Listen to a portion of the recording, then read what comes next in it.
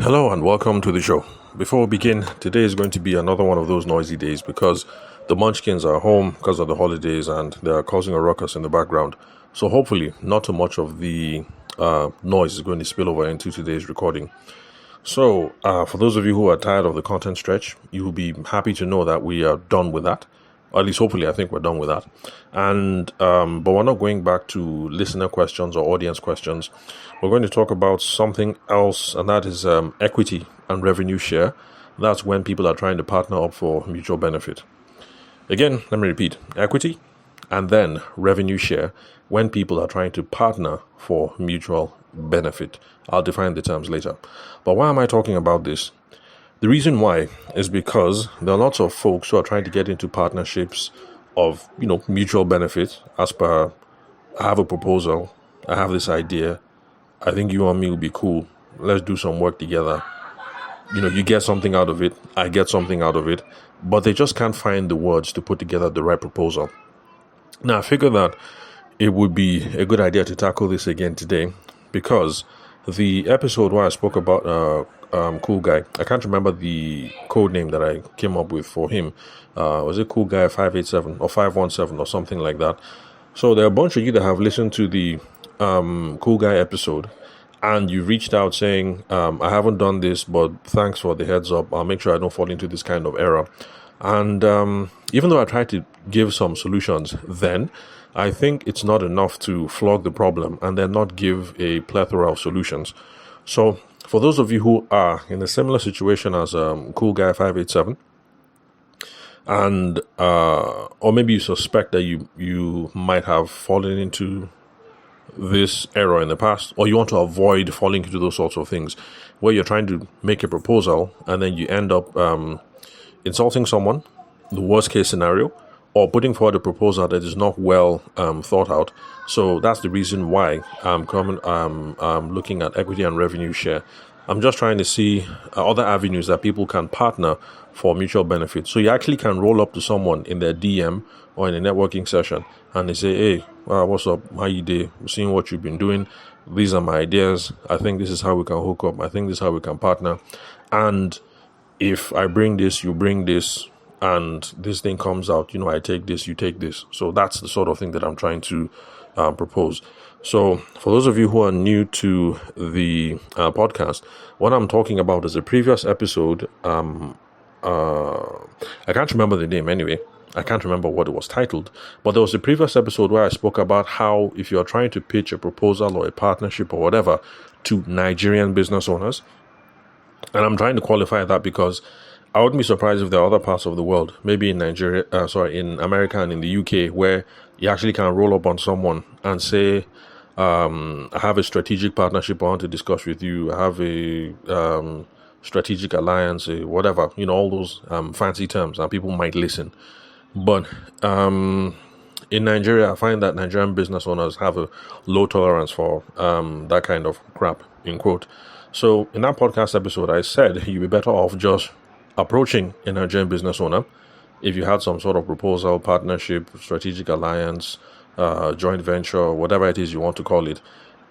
What I said in the podcast episode was that if you just broach the conversation around money or revenue or around customers, then you would find a willing audience, because Nigerian business owners, that is what they care about. They care about money and revenue. They care about customers. So if you come with all that highfalutin language of strategic alliance and joint venture and mutually beneficial proposal, all that kind of whatever, if they listen to you and they can hear a path to money, a path to revenue, or a path to customers, then they'll pay your attention. So that's the scope that I was pushing forward in the previous episode. So, yes, but there are other ways of handling these sorts of conversations. So if you open it with money and revenue or customers, that's cool. That's one way you can get it to work. Another roundabout way of handling the conversation is for you to just take the scope of approach the person and tell them, oh, this is what I'm building, or this is the vision, and I need XYZ to get there. And because of that, I'm going to need your expertise. And in return, this is what I'm offering. And your pitch is going to be, number one, there's equity, as per you have a share in my business. And then number two, there's revenue share. So let me repeat. The scope is going to be, hello, Mr. Business Owner. This is an interesting project I'm working on. This is where I am right now. To get to steps B, C, D, I will need XYZ from you because of the expertise that you have, or because of the connection that you have, or because of the money that you have, or whatever. And in return for you giving me this money, this connection, this expertise, this whatever, I'm going to be offering you either equity or revenue share. For those of you who are in the tech space, you're already familiar with this sort of thing, because this is the kind of dance, this is the kind of toasting, this is the kind of schmoozing that you guys do with investors. Essentially, approach them saying, this is my app, this is my idea, this is where I want to grow, this is what I've done. To take the next step, I need 1 million naira, or I need $10 million. And if you give me $10 million in exchange, I'm going to give you equity, or I'm going to give you revenue share, or your 10 million is going to be a loan. I'm going to pay you back at so interest rate and blah, blah, blah. So those of you in the tech space, you're already used to this kind of thing. So for other people who are SME space, non-tech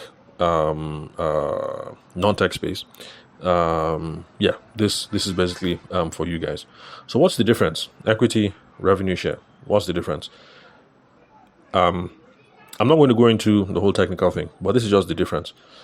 Equity just means the person is going to have ownership of your company.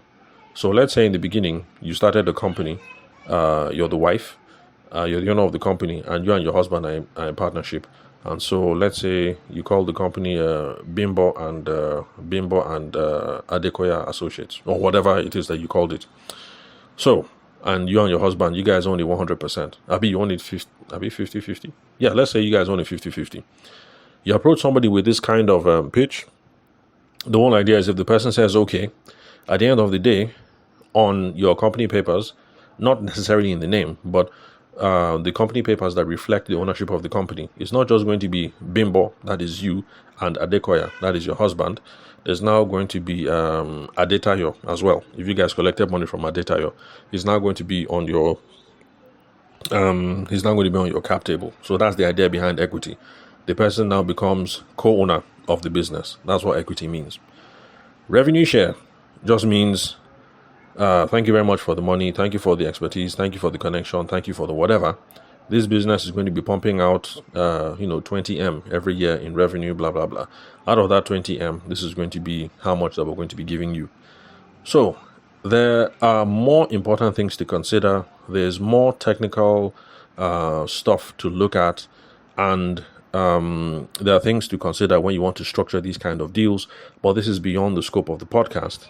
And to be honest, I have not been a lawyer in close to 20 years. So I would not be giving you guys good advice if I decide to take a stab at it to say, this is how you do this is how you do that. So in my own opinion, you want to make a proposal on around these sorts of things, equity, revenue share, and all these sorts of things, talk to a lawyer. Don't try and freestyle it. Even if you don't have money to talk to a lawyer, but at least you have a cousin who just finished law school, like maybe 2 years ago, something like that, you'd be better off, apart from your research, talking to that your cousin. Let your cousin give you one or two things so that you won't go and hang. But yeah, ultimately, it would be best to talk to a lawyer who is experienced in these sorts of things. So if you're looking for... okay, well, anyway, let me just leave that strand. Now, however, some of you are looking to grow your business, looking to grow your thing, and you need the involvement of professional service providers to grow your thing, because it happens a lot. Somebody wants to grow their business and they need a lawyer, or they need an accountant, or they need a business growth consultant, and then they reach out to people like me, business growth consultant, or they reach over to someone like my wife, who is a government regulator, to say, okay, you're knowledgeable and blah, blah, blah, blah, blah. We need to start this thing up. And people try and take this sort of pitch, equity or revenue share. But I noticed that a bunch of people just go straight to equity.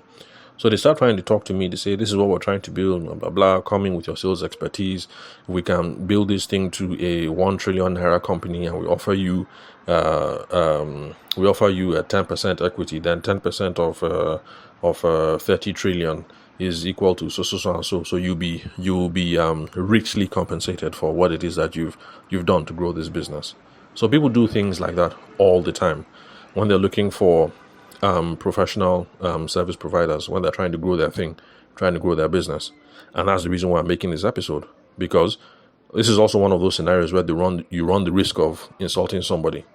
You go and meet somebody who has 20 years of experience in the field, but because the person is your guy, the person is maybe you guys went to the same school, or maybe the guy is dating your sister or something.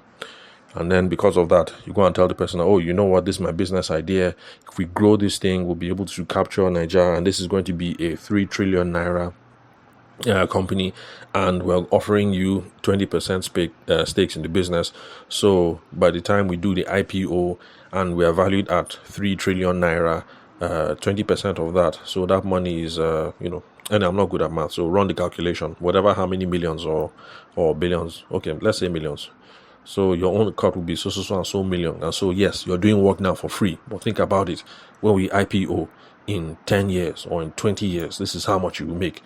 You will cut out with 300M, clean, good money. So there are people that make that kind of pitch. So, in order for you not to insult somebody, one thing you guys ought to be mindful of, folks like you who like to make that kind of pitch, is that is the first thing that every single founder does. You don't have money for a lawyer. You approach a lawyer and then you tell the lawyer that, oh, blah, blah, blah, blah, blah, equity, we're going to be valued at XYZ in 20 years, and your own cut will be 10%. So just check it. In 10% will be valued at 1 billion. So 10% of 1 billion, that's going to be your own cut. So, okay, well, let me just narrow it down to me. I personally am not willing to consider equity at all, unless I can see traction and unless I can see sales grit on the part of the founder. Because this whole thing about traction is this. You love your business idea. You think the business idea is going to work. And yes, in theory, on paper, yes, it's a 3 trillion naira idea or whatever. But the thing is, if you guys are not making traction now, if you do not have the sales skills now, if you do not have the grit now to execute on that idea, me coming in and pitching my time and everything in the hope that I'm going to get equity in the future is not going to be realized, because you guys have not established traction and you guys don't even have the grit to see the whole thing through. Which is the reason why, for those of you who have approached me in the past with this whole talk of equity thing, I say, no, thank you, I'm not interested. If I will, it'll be sometime in the future when I've been able to see that you guys can hit this milestone, this milestone, this milestone. Then, okay, I know that, okay, you guys are serious. By the way, at some point in the future, maybe 15, 20 years from now, when I'm involved in private equity, because that's my ultimate plan. That's the reason why I'm gathering all these skills, because I want to make private equity plays. This is the sort of thing I want to be involved on later on, looking for businesses where if I can inject my money and if I can inject my expertise, we'll be able to grow the business beyond a certain size. So in the future, yes, this is my ultimate game plan. But for now, I'm not touching any of that whole thing because I can't see the traction. I can't see the grit. I can't see the sales know-how. And I can't see why you guys feel like this idea that you're trying to build, this thing that you're pursuing, I see no reason why the thing is going to materialize into a 3 trillion naira company in the next 10 years or in the next 20 years. So be mindful of that. Every single person in your own position is going around talking to lawyers, talking to sales consultants, talking to accountants, even tax people, talking to tax people that come, will you do our taxes for free for now, but we're offering you equity in the business and we're going to be valued at 20M in the next 5 years, and your own share is going to be 30%. So Oga tax accountant, check it now. 30% of 5M, that's how many M? Okay, no, that's not a good deal. 30% of 5M, especially if you're waiting 5 years. Anyway, you get my point. People try and make these sorts of pitches all the while. So, in my own opinion, if you want to make this kind of play, equity or revenue share, and you're approaching somebody in the professional services, there are people who are professional investors.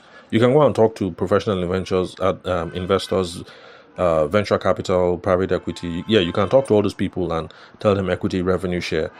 It's their business, it's their thing. They have the tools and they have the mental framework to be able to look at your business and dissect it and say, who is the customer? What is the idea? What traction are you getting? How can we forecast this? How can we plan for this? How can we mitigate this? Okay, this looks like it's a good bet. Let me drop money here. But for other people, for lawyers, accountants, what else? Brand design, because people also make this pitch for brand designers as well. Now come and design our logo for us and do our branding and do our everything, and then we'll offer you equity. So for people like us who are not involved in the investment space, this is the easiest thing to do. If you need professional services to get your thing going and you don't want to insult anybody, the easiest way actually is just to negotiate a professional fee and then just pay up. Just be front with the brand person, like, bros, you know what? This your designs, as in a tight dye, as in, like, is the best that I've seen so far. But I won't lie you, like, I'm broke right now. That 400k that I say I should pay you, I really don't have the 400k. How much last? Start pricing. Pull whatever strings. We go to the same church. Have milk of human kindness. Do it because of God. Whatever it is, the easiest thing to do is actually just negotiate and then just pay up. That's the easiest way. Negotiate, haggle, and then pay up. If you can't, well, that's the subject of another episode. But the bottom line of what I'm trying to say in today's episode and in the previous episode, where I was talking directly to Cool Guy 581, I'll be 587, is this. When you're trying to negotiate some sort of partnerships with someone, you need to make sure that there are mutual benefits for the thing not to be an insult. If you roll up on someone and you say, hey bro, sister, babe, I have this idea for a partnership, this is my proposal, and then by the time you talk and you close your mouth, there's only benefit for you, there's no benefit for the other person. Of course, the other person might feel insulted, not take you serious, and will pass on the offer. In fact, you can't even call that a real offer, especially in the legal sense of the word, because an offer involves you making a proposition. Anyway, let me just ignore the legal aspect. I'm just saying that you can't even call that an offer. So if you're trying to negotiate a partnership or something, make sure that there's a mutual benefit. I will benefit XYZ. Your own cut is XYZ. You also need to make sure that the benefits are clear. So yes, that whole thing of if you become a 3 trillion naira company, you're going to have a 20% stake, that's kind of clear. Whether you can hit that is another story entirely. But make sure that there's a mutual benefit. You're benefiting something, the other person benefits something. Make sure that the benefits are clear. This is what you will get, this is what I will get. It's important to avoid quarrel in the future, because it does happen that sometimes things realize and then they work out and you collect your own, the other person collects their own, and then there's this whole argument of this one that you gave me is not what we agreed, and then blah blah blah, and or whatnot. You need to make sure that the benefits are very clear. And trust me, I've been in these situations before, especially as a wedding photographer, where somebody brings you a deal, you say, okay, this is how we're going to do it, this will be your cut. And I was in this situation where person brought the deal, gave it to me, we agreed on the person's cut. But because I have sales expertise and everything, I was able to grow the size of the pie. So in other words, let's say the person brought the deal initially where the money was going to be like 400k. I can't remember the details, so I'm just freestyling. So let's say the deal was going to be like 400k. I did my thing. I was able to increase the size of the pie. I was able to add like another 150 on top. And the thing now caused quarrel. Because I thought, like, you brought this thing to me, and this is what we agreed. Here's your own. But the way the person was looking at it was, the person felt like I cheated them. Like, they brought it at this level. I was able to grow it. But then I gave what we agreed initially. But I should have given a percentage of the larger amount that I grew the whole thing to. And so the thing caused quarrel. Well, not really a quarrel. The lady was vexed. She was sincerely and thoroughly vexed. But for me, I prefer to prioritize business relationships. So I told her, madam, no vex. So I'm sorry, I didn't see it that way. No problem. How much do you want to collect? And actually, she wanted to collect all the extra on top. I said, okay, no problem. I gave her the extra. Let there be peace. So I just let the whole thing go. So that's how I dealt with it. I know there are some of you who say no, that I handled it wrong, but the thing is just that, look, I need deal flow because I don't have a job. So this is how I make money. All these things coming in here and there. So I need the deal flow to continue. So for me, I just want it to be that, look, let this woman just cut out, make out good according to her. Let the deals keep flowing in the future. Let me see how much I can keep making on these things. But I know some of you would disagree. Some of you would have said, if I was able to grow it from, add to the pie another 150k, then, myself, I deserved a certain cut of the 150. Anyway, that's a story for another day. But bottom line, I'm just trying to say, make sure that there's mutual benefits. The person will take something, you will take something, and then it has to be clear. How much is this person taking? Is it a fixed amount or is it percentages? We need to agree on all those things. Then we also need to agree on what needs to be done for the benefits to start vesting, for the benefits to start accruing. Because if you guys agree that this thing is a partnership, this is a whatever, I'm going to do this, you're going to do this, then it's also not going to be fair if you do your own part, the other person does 50% of their own part, they don't do the whole thing, and then at the end of the day, they're trying to claim right or pull rank or collect what needs to be collected. I guess what I'm just trying to say is everything should be clear. There should be mutual benefits. Let's be clear on what the benefits are. And with that, I'll bring it to a close. If I can think of any other angle to the whole Cool Guy 581 or 587 and this whole thing about proposals and partnerships and strategic alliance and mutually beneficial partnership and blah blah blah, then I'll let you guys know. Oh, and yes, by the way, I said it in the Cool Guy episode and I'm saying it again. There are particular contexts in which this works in Nigeria. So by the time you guys get to the corporate space, by the time you guys enter corporate Nigeria, yes, people listen to that talk. So if MTN approaches Dangote to say, hey, Dangote, I would like us to have a talk. Let's see if we can enter into some strategic alliances and blah, blah, blah, blah, blah. Yeah, I think somebody from Dangote would take the call because, hey, it's MTN. Let's hear what it is that they have to say. But at this level, there's a business person who lives on your street. She runs a laundromat. You walk into the laundromat, you say, good morning, ma, blah, blah, blah. You start talking strategic partnerships, blah, blah, blah, blah, blah. She'll say, look, this boy has been reading too many business books. And, in her mind, she's thinking of how can I get this guy out of here so I can get some work done. But if you walk into the laundromat and the pitch is, Madam, this is my idea, XYZ. By the time we're done, this is how much money you make. Or this is how many customers will walk in through your store. She will listen. Or you change the conversation and say, okay, madam, this is that. This is my idea. This is what I'm thinking. This is what I'm trying to build. If you drop this or if you do this, you have a share in the business. Or this is the cut you get out of the revenue.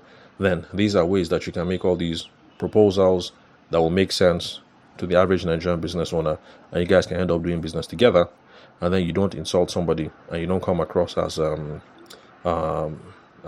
immature or ill-considered or having a proposal that is not well thought out. So that's it for today. Remember to connect with me on WhatsApp. The phone number is 080-6466-2140. The country code is +234 for those of you who are not Nigerian. And then connect with me on LinkedIn as well. My name is Tavishima Ayede. I'm the host of the show. Can confirm the spelling of my name and my email address from the link where you're currently listening to this episode. So thank you very much for your time and attention. I'll catch you guys at the next episode.